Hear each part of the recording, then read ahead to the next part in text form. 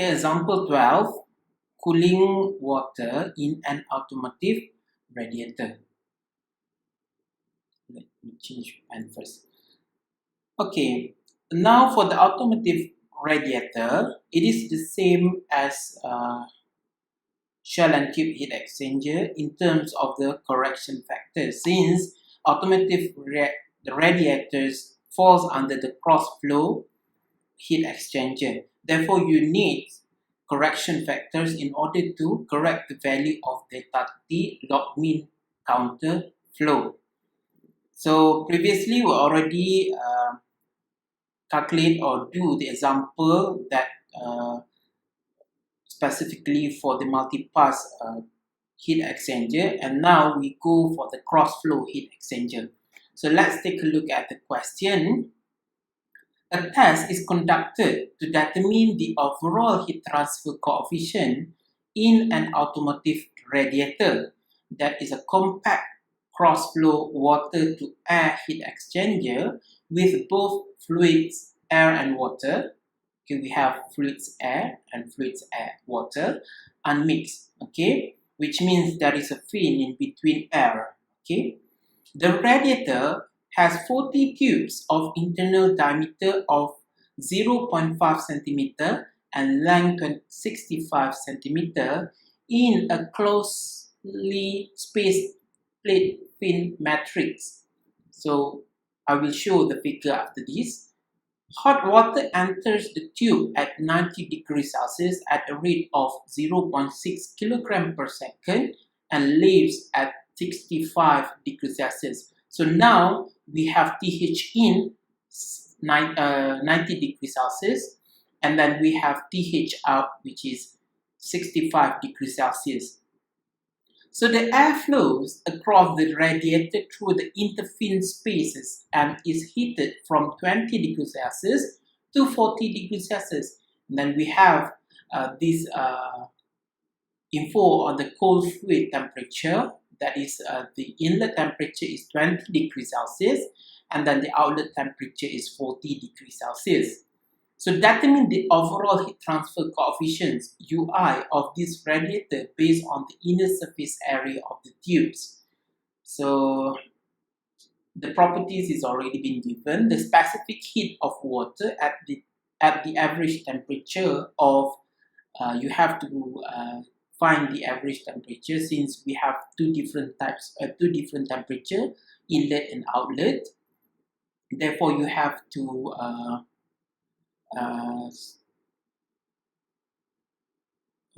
add it. So you have to sum up 90 with 65 and then you divide by 2. So we believe that at this temperature, the properties of the specific heat of water will be constant. That's why we have to find the average temperature. So the average temperature is Tc in plus Tc out divided by 2. Okay, so you have to refer the specific heat of water at table A9. So this is the figure of the cross-flow heat exchanger, specifically in these questions mentioned about the radiators. So you may find these types of arrangement when you go to your cars. This is the car radiator arrangement. So where we have, so in the car's radiator we have a fan here which blows blow the air to these tubes. Okay, so we have a set of tubes here. So the hot fluid will enter at 90 degrees Celsius and out at 65 degrees Celsius, and then airflow at 20 degrees Celsius and outlet is 40 degrees Celsius. So what we have to do is we have to find what is the overall heat transfer coefficient. So now we refer to this figure. As I mentioned before, we have 4 different types of heat exchanger here. So one is one shell pass, A, B is 2 shell passes, and then C is single pass cross flow with both fluids unmixed, and then D is single pass cross flow with one fluid mixed and the other unmixed. C and D is specifically for cross flow. Then we only refer to these two figures, C or D. Then to determine what figures that we have to focus is by looking at these statements here. So it is mentioned that compact cross flow water to air heat exchanger with both fluids unmixed. So directly refer to the both fluid unmixed. So here is both fluid unmixed falls under C, figure C. So we will remove this figure, and this figure. So we are only referring to this figure, okay, for the cross flow. So this is cross flow, and this is also cross flow. This is multi-pass flow, and this is also multi-pass flow. So we will have to refer to this figure, okay. Now, what we have to do is from these, we have to determine what is the overall heat transfer coefficient. Now, from the overall heat transfer coefficient, from the rate of heat transfer coefficient, we know that UAS, since this is cross flow, therefore we will have the correction factors times with delta T log mean cross flow. Okay, so in order for us to determine what is the overall heat transfer coefficient, we have to have this value, Q dot value, AS value, correction factors values, and delta T log mean counter flow. For the AS, we can directly use pi dl and times with number of tubes. Since we deal with a lot of tubes, therefore we have to multiply with the numbers of tubes. We have to calculate one tube's surface area for one tubes, and then you have to multiply with the number of tubes in order for you to determine what is the total surface area. Okay. Second is we have to determine what is the correction factor. So correction factors will be determined from this figure. So from this figure, we already know about the values or the temperature inlet and outlet for both of fluids. Therefore, it should be we should have no problems in order for us to determine what is the correction factor. Now, what about the delta T log mean counter flow? So again, we will have no problems to determine what is the delta T log means. So our problem here is this one. Where do we get this value? How can we calculate the Q dot value? So you must remember that the Q dot value have a different equations. So previously in the shell and tube heat exchanger, we know, the previous example, we know that we can use Q dot equal to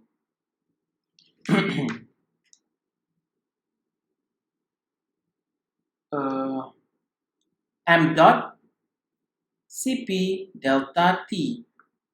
Then you can use this equation to find what is the Q dot. So we have another equation, Q dot equal to M dot HFG, but this is specifically for the equation for the fluid that experience phase change process. So it is not suitable for you to use this equation and plug into this equation. Since we not deals with the phase change process, therefore this equation is not valid for your calculation. Okay, only valid the only equation that can be used in order for you to determine what is the Q dot is this equation.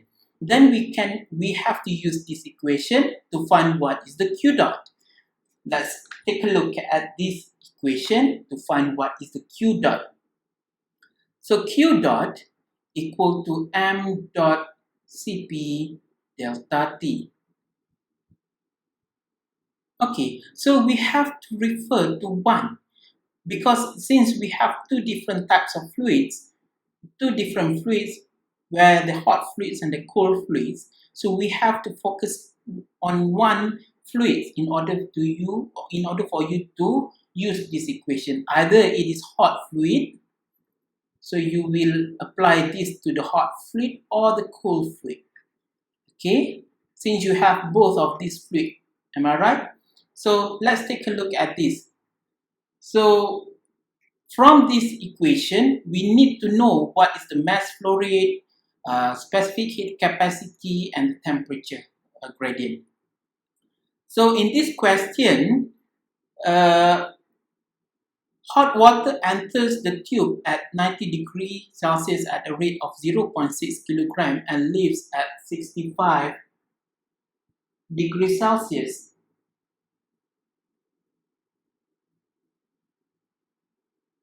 Okay, air flows. So now we can, since in these properties, we already determined the Cp for the water, therefore that equation we need to apply to the water side. Okay, so here you may apply to the hot also, but also if you have enough information to find what is the Q dot. So now I will apply this to the cold water, to the hot water. Okay, cold is air and hot is water. So Q dot is m dot Cp, so T in minus T out.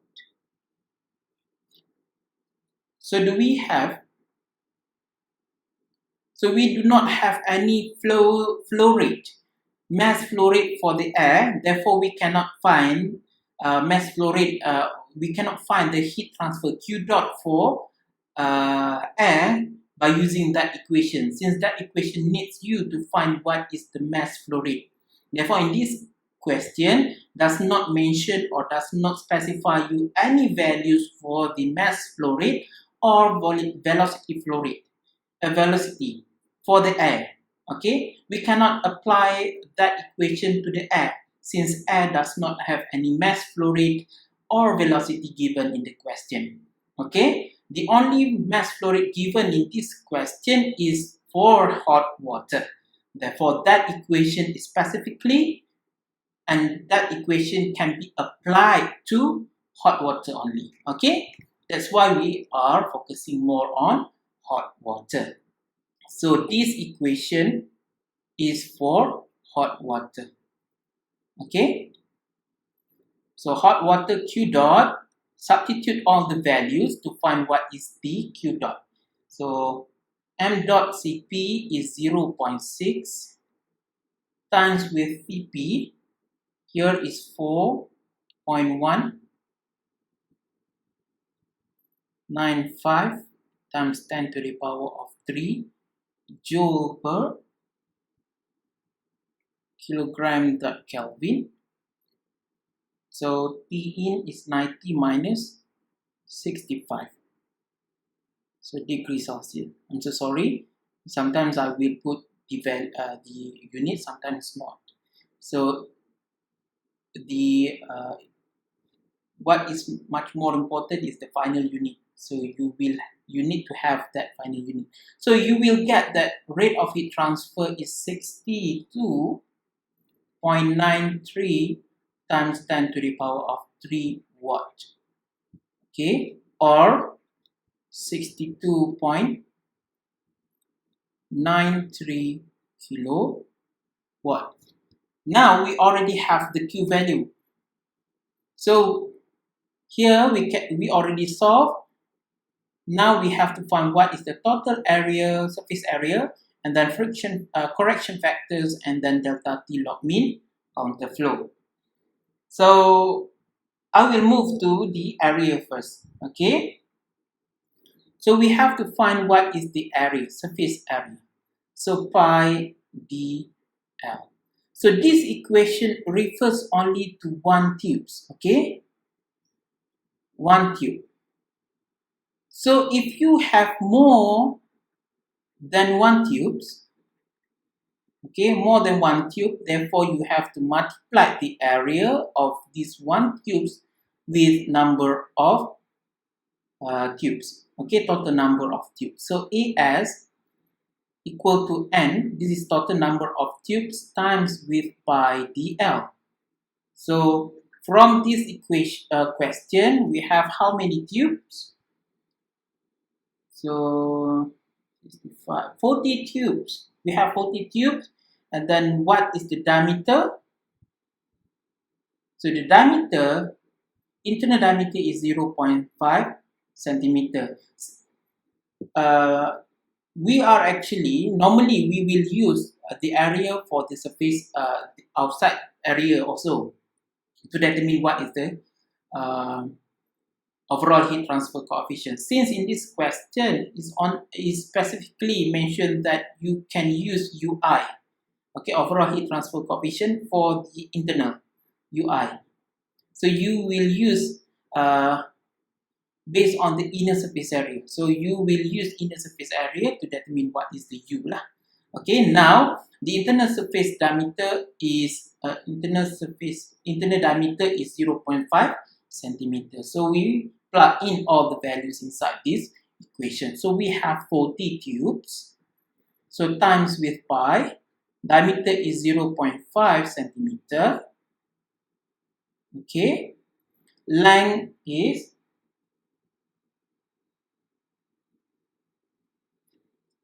what is the length? 65 centimeter. So 65 times 10 to the power of minus 2. So therefore, your ES is equivalent to 0.408 meter squared. So now, from this equation, we already solved. So I will put value pen color with red. Okay, Q is already solved, ES is already solved, and then F and delta T log mean.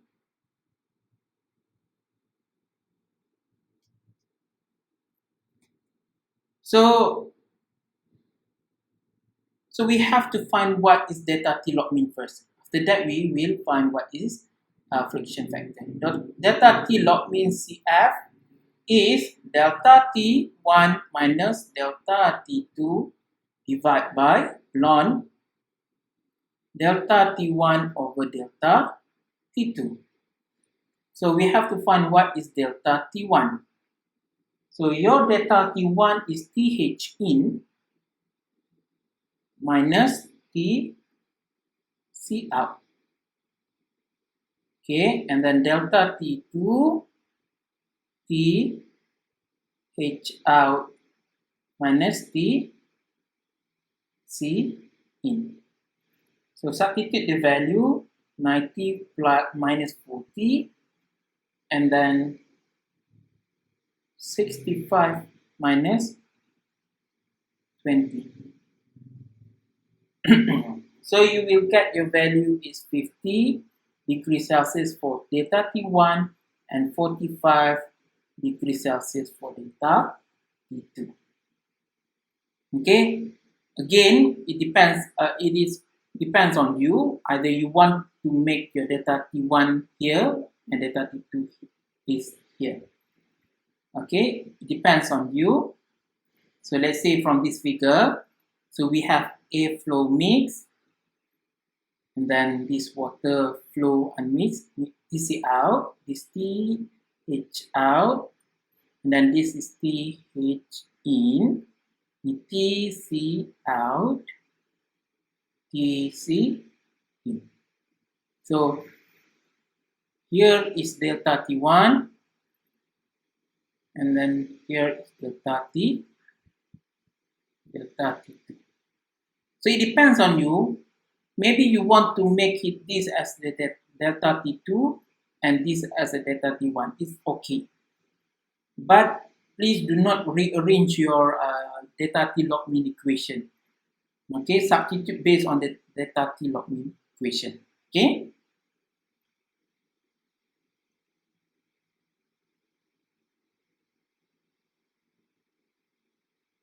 Now, from this info already calculated by us, and then we have to substitute into this equation to find what is delta T log mean counter flow. So substitute all the values for delta T log mean. 50 minus 45 divided by ln 50 divided by 45. So you will get your delta T log mean counter flow is 47.5 degrees Celsius. So that is your delta T log mean counter flow. Now you have cross flow. That's why you have to find what is correction factors. So now from this, I will change the color first. So red, and then we already determined this value. So now we have to find what is the correction factors. So to determine the correction factors, you have to refer to this figure. So from this figure, you have to find what is the value of R and P. Okay, so now we calculate what is the value of R and P. So I change the pen color to black. So first I will check on P first. P from the figure, the equation is T2 minus T1 divided by uppercase T1 minus T1. So I substitute the values 65 minus 90 divided by 20 minus 90. So you will get this value is 0.36. And R value is T1 minus T2 divided by T2 minus T1. And 20 minus 40 divided by 65 minus 90. So you will get your value is 0.80. So we already have this. We already have